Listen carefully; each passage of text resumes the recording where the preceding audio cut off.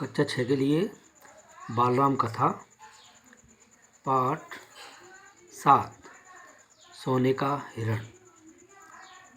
राम को कुटी से निकलते देख कर मायावी हिरण कुलाचे भरते भरने लगा।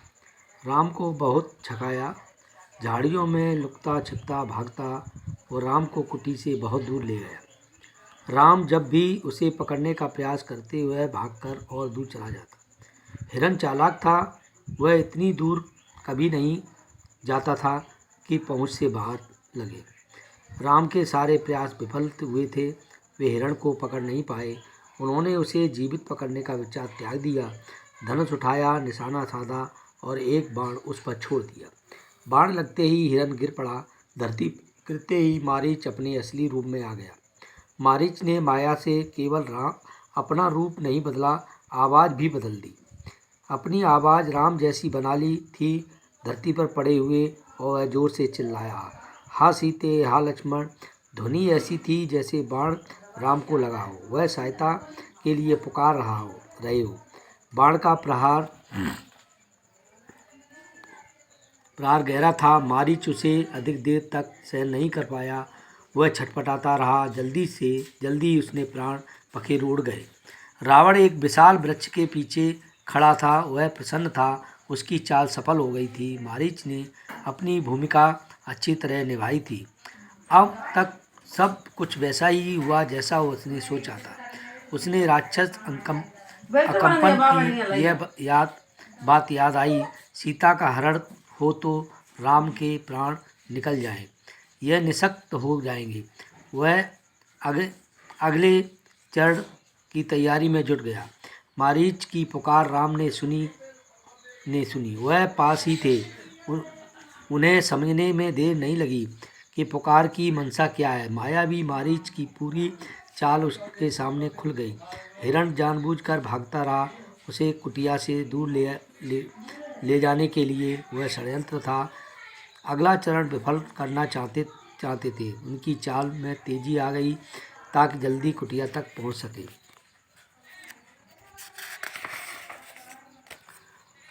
वह मायावी पुकार सीता और लक्ष्मण ने भी सुनी। लक्ष्मण उसका रहस्य तत्काल समझ गए। राम की तरह उन्होंने बाण चढ़ाकर धनुष दृढ़ता से पकड़ लिया, चौकसी बढ़ा दी। वे राक्षसों की अगली चाल का सामना करने के लिए तैयार थे। साथ ही राम का आदेश उन्हें याद था, उनके लौटने तक सीता की रक्षा। लक्ष्मण की ओर से उनमें चूक की कोई संभावना नहीं थी। सीता वह आवाज़ सुनकर विचलित हो गई, घबरा गई, दौड़कर कुटिया के बाहर आई। उन्होंने लक्ष्मण से कहा, तुम जल्दी जाओ, जिस दिशा से आवाज़ आई है उसी ओर तुम्हारे भाई किसी संकट में फंस गए हैं। उन्होंने सहायता के लिए पुकारा है। उनकी ऐसी कातर आवाज़ मैंने कभी नहीं सुनी। जाओ लक्ष्मण, जल्दी। आप चिंता न करें माते, लक्ष्मण ने सीता को आसक्त करते हुए कहा। संकट में नहीं है, हो ही नहीं सकते, उनका कोई कुछ नहीं बिगाड़ सकता। हमने जो आवाज़ सुनी वह बनावटी है, मायावी राक्षस की चाल है। मुझे कुटिया से दूर ले जाने के लिए आप निश्चिंत रहें, भाई राम जल्दी ही आते होंगे।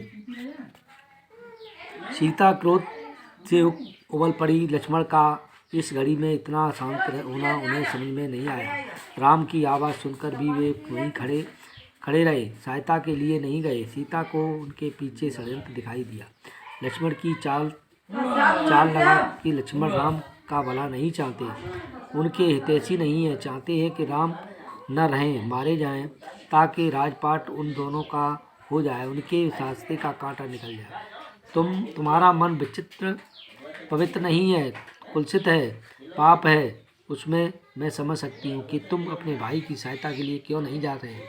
सीता ने यहाँ तक कह दिया कि वे भरत के गुप्तचर तो नहीं। सीता की बातों से लक्ष्मण को गहरा आहत हुआ। उनका हृदय छलनी हो गया, पर उन्होंने पलटकर उत्तर नहीं दिया। संयम बनाए रखा, सिर झुकाकर चुपचाप सुन लिया।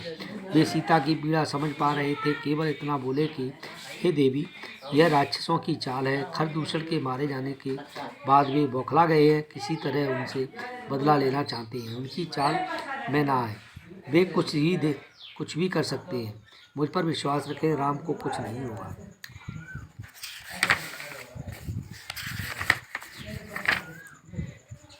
सीता का क्रोध और बढ़ गया और उनकी आंखों से आंसू बहने लगे लगे यह भी लग रहा था कि कहीं लक्ष्मण की बात सही न हो। डर यह था कि राम के बिछुड़ने पर उन्होंने कहा, राम से बिछुड़कर मैं नहीं रह सकता, मैं जान दे दूंगी। लक्ष्मण, तुम उन्हें लेकर आओ। लक्ष्मण राम के लिए राम की आज्ञा का उल्लंघन कर रहे थे। उन्होंने सीता को प्रमाण दिया और राम की खोज में निकल पड़े। लक्ष्मण ने जाते ही रावण आ गया तपस्वी वेशों में, जटाएं जूट ऐसे वस्त्र पहने हुए साधु के वस्त्र पहनकर आया और उसने भिक्षा मांगना प्रारंभ किया। साहस की प्रशंसा की उसने। सीता का परिचय प्राप्त करने के बाद कहा, सुमुखी, मैं रावण हूँ, राक्षसों का अधिपति, लंकापति। मेरा नाम लेने पर लोग थरथरा उठते हैं, लेकिन तुम सुंदरी हो, तुमसे अलग हो, सबसे अलग हो। तुम्हारे लिए मैं स्वयं चलकर आया हूँ। सोने की लंका में रहो मेरी रानी बनकर। सीता क्रोधित हो उठी और कहा, मैं प्राण त्याग दूंगी, लेकिन तुम्हारे साथ नहीं जाऊंगी। मैं राम की पत्नी हूँ, महाबलशाली है, तुम्हें उनकी शक्ति का अनुमान नहीं है। तुम चले जाओ, नहीं तो तुम्हारा सर्वनाश हो जाएगा। रावण ने सीता की बात नहीं अनसुनी कर दी और खींचकर उन्हें रथ में बैठा लिया और सीता प्रयास करती रही, पर रावण के चुंगल से मुक्त न हो सकी। असहाय पाकर वे विलाप करने लगी। हा राम, हा लक्ष्मण कहती रही। रावण पर का रथ लंका की ओर चला। मार्ग में पशु पक्षियों, पर्वतों, नदियों ने से कहती जा रही थी, कोई उनके राम को बता दे कि रावण बता दे रावण को बता दे राम को बता दे कि रावण ने उनका हरण कर लिया है। गिद्धराज जटायु ने सीता का विलाप सुना और ऊंची उड़ान भरी रावण के रथ पर हमला कर दिया। वृद्ध गिद्धराज ने रथ छतविष्ट कर दिया, रावण को घायल कर दिया। क्रोध में आकर रावण ने जटायु के पंख खींच लिए, पंख काट दिए। जटायु अब उड़ नहीं सकता था, वह सीधे धरती पर आ गिरा। रावण का रथ टूट गया था, उड़ान नहीं भर सकता था। उसने तत्काल सीता को अपनी बाहों में दबाया और दक्षिण की ओर उड़ने लगा। सीता को लगा कि अब संभवतः कोई उनकी सहायता नहीं कर पाएगा। उनका बचना केवल एक ही था कि राम को किसी तरह सूचना पहुंचा जा सके। समाचार मिल जाने पर उन्होंने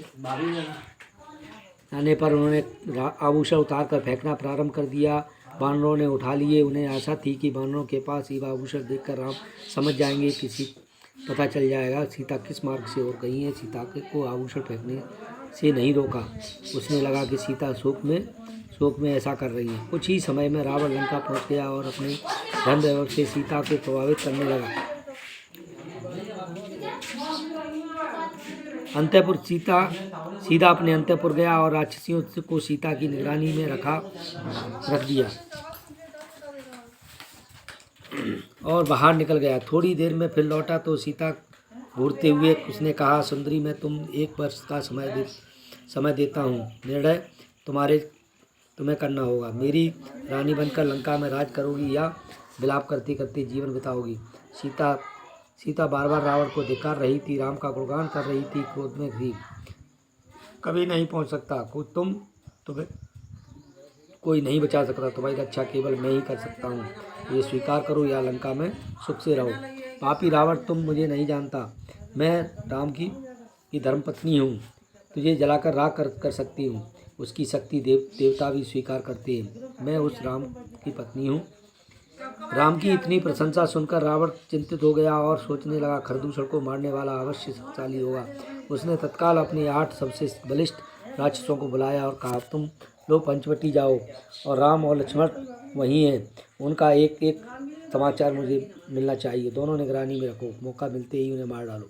इधर सीता को पाने के लिए रावण ने अपनी योजना बदल दी। उन्हें अंतःपुर में निकालकर अशोक वाटिका में बंदी बना दिया और राक्षसियों को पैरा पर बैठा दिया और उन्हें शारीरिक कष्ट देना प्रारंभ कर दिया। रावण ने सब कुछ किया, पर सीता का मन नहीं बदला। बार बार राम का नाम लेती रही, शेरों के बीच सिंगरी की तरह बैठी रही, रो रो कर दिन काट रही थी। सोने के हिरण ने उन्हें सोने की लंका में पहुंचा दिया था। यहाँ से उन्हें राम को बचा सकती है।